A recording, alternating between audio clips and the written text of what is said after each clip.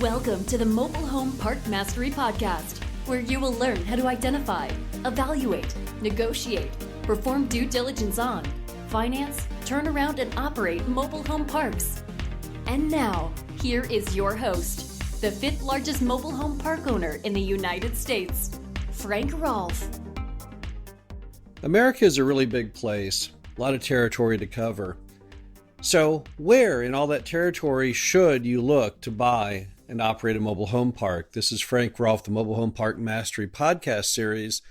We're going to be talking about geography revisited, how things have changed in America in a post-COVID economy, in a most post-COVID world, and how does this impact where people want to own and operate mobile home parks today. Well, let's first talk about some of the impacts of COVID. First one is what is now known as the Great Reshuffling. And that is simply the fact that many Americans today no longer want to live in big cities. For the longest time, we did. A study recently came out and it showed that in property searches from people online, at one time in February, before COVID, the urban areas were searched 37% of the time. The suburban areas were searched 43% of the time. Small towns were searched 11% of time, and the rural areas were searched only 9% of the time. Today, in a post-COVID world, only 19% of the searches are for living in urban areas. That's a huge drop. That's over 50%. Then, what took up the balance? Well, suburban searches went up. They went up from 43 to 50%. The big winner, though, were rural areas, which jumped from 9% to 19%. While small towns held steady at 11%, both pre and post-COVID. And this exile of people, these people streaming out of large urban cities, moving into suburbs and what some would call exurbs, the area that is the ring beyond suburbs. This has been titled by bestplaces.net as the Great Reshuffling. And it's completely true. People are just completely changing where they choose to live today. They're tired of all of the issues in the big city, tired of urban unrest, tired of COVID concerns, and they're just kind of tired in general because it's kind of a hassle to live in the city, always has been, but there was payback for all the hassle. You had restaurants, you had theater, you had movies, you had all kinds of events, but now you can't use any of them. So many people are simply saying, gee, living in the city was so rough, I think I want to get out of here, mainly since I don't get any benefits from being here any longer. And that great streaming of people out of urban markets, we would call the Great Reshuffling. So what does that do to mobile home parks when people want to leave the city, leaving Chicago, leaving New York, and going out of those dense areas to less dense areas? And the truth is, that's really good for mobile home parks. And it's really true across America. So I don't think that impact of COVID has great impact on most park owners because almost all the parks of those 44,000 in America, by far the majority, are already in suburban and exurban areas. You won't find, if you drive around Chicago, for example, one single mobile home park in greater Chicago. That's just the way it worked out across America. So I don't think that has a large impact on geography. The next item, as we all know, is the end or limitation on non-essential job sectors. So today and since March, it's the essential jobs that have been the key to survival economically for markets, for the people who live there, while non-essential jobs were destroyed. What are non-essential jobs? Well, they relate a lot to the travel industry, sports industry, anything that basically you don't really need. Lodging, dining, all these many things.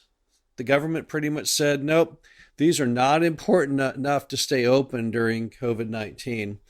And because they did this once, people assume they'll do it again. And as a result, they've lost complete confidence in those types of employers. And what that has done is that has changed mobile home park geography to some degree because some areas that were hot back in February are no longer hot. because they've got too much non-essential employment. Perfect example would be Orlando, Florida. Orlando, land of Disney World, land of many attractions.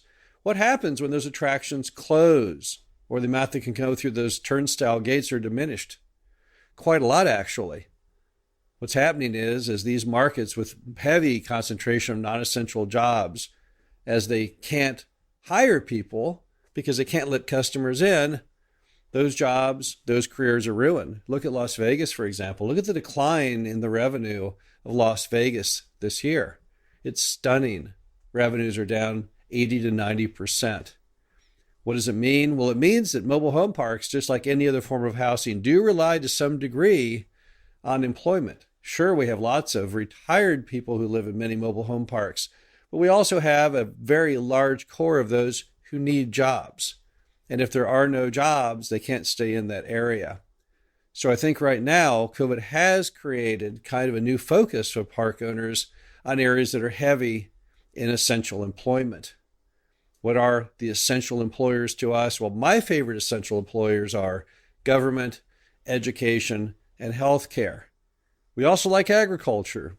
All four of those sectors remain pretty tightly employed even in bad times because you just can't get rid of them. Parents are still going to send those kids to college despite COVID-19. People are still, or even more importantly now, going to go to a hospital. And of course, the government has to be there to maintain everything regardless of the emergency or not. Another COVID impact we're seeing right now is oil and gas, and that is going to have somewhat of an impact on the geography of mobile home parks, or at least the area we want to own and operate parks in. So areas that were heavily concentrated just on oil and gas, some markets in West Texas, for example, maybe things in the Bakken Field of North Dakota, these are all areas that will be impacted, particularly those who own what are called man camps, mobile home parks that cater just to oil and gas workers. They're already seeing massive declines. I think as a result, you'll see many buyers, many operators tending to get out of those areas and go to areas where things appear to be more safe and more fertile. Now, those are some macro ideas about changes in America post-COVID and changes in markets you might want or not to want to pursue owning a mobile home park in. But what are some other things that we see going on? Well, what we're seeing is when you add all these things together, you're seeing just more growth, more strength in markets that are not quite so dense. Huge numbers of people are pouring out of certain areas like Chicago, New York, San Francisco, and they're leaving these big cities. A lot of them are moving to less populated cities or areas. Case in point, if you look at what are the top 10 fastest growing areas by population, a couple of those of note are areas that we have large concentrations of mobile home parks in. One, Kansas City. The other, Omaha. Now, why are Kansas City and Omaha suddenly doing well? We always were doing well there, but why are they now suddenly becoming hot, given all of these COVID forces? Well, Kansas City, for example, has a very large amount of their workforce in the areas of education, government, and healthcare. And they do also have some degree of agricultural backbone. So as these glamour markets start to dissolve, as people say, wait a minute, maybe it's not so smart owning that mobile home park in Las Vegas anymore. They're looking for areas that people are doing well, who are weathering the storm very effectively. And a lot of those markets are in the Midwest and the Great Plains. Now, we've always been huge fans of those, and that was in a pre-COVID world. But now in a post-COVID world, we find they're performing even better. This year, our sales in many of these markets have exceeded all expectations. So even post-COVID, we're actually selling and renting more homes today than we did pre-COVID. Part of that has been our team and the training and the product, but also part of it has simply been sheer luck on geography, because the areas that we bet on all those years ago just turned out to be properly aligned with COVID. And I think many other owners in these same markets are really very thankful of where they are. Others who are not in those markets are saying, wait, I think I'm going to stop looking and buying parks in such markets as Orlando and other parts throughout America and say, well, I think I want to go where times are good and where times are solid. I remember back to Iowa during the Great Recession. Here it was 2008, 2009. Unemployment in America had soared to around 10%. And here we were with parks in Iowa with unemployment rates down in the 3% area. That is very impressive. We've never forgotten it. That's why we really like those sections of America. And that's why we're even more thankful now today in a post-COVID world that that's where we're located at. The bottom line is affordable housing is still strong across America. We need it everywhere. There's no question of that. The main problem be, though, where can people actually afford it? Where can they actually make the payments? Where do they actually have the jobs? Where are they actually trying to go?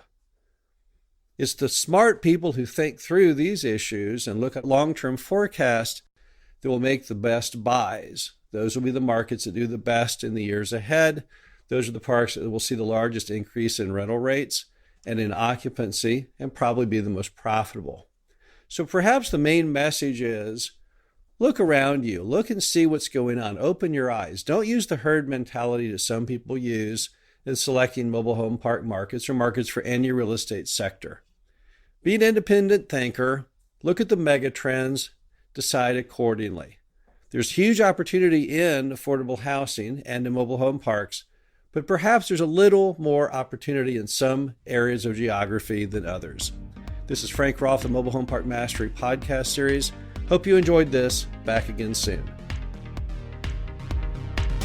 Thank you for listening to the Mobile Home Park Mastery podcast.